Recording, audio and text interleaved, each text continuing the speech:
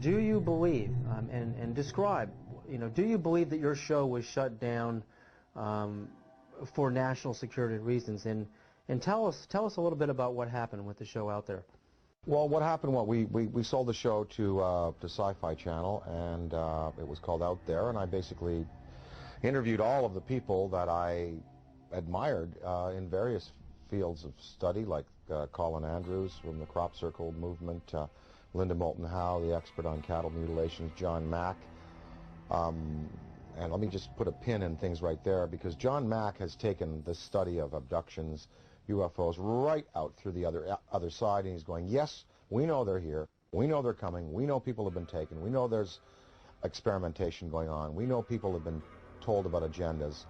What we now have to do is use that as a key and as a motivation to socially transform this planet to a more peaceful, more loving, more tolerant state.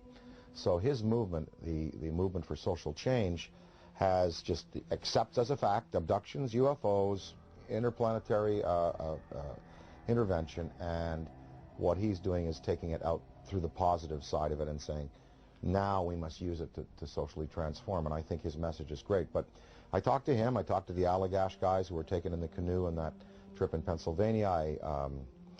The last show we did, I had both Bassett, who has the UFO time clock, and then Greer. Both Bassett and Greer were there. They were my two guests for the day.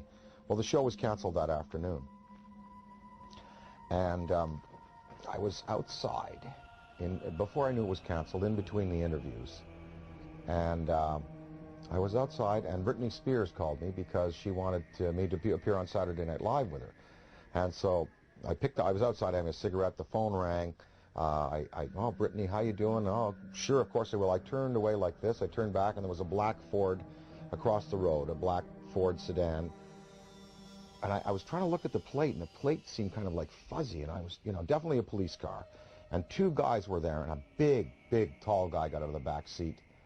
And he stood in the street on 42nd Street it was. We were at 42nd Street and 8th Avenue.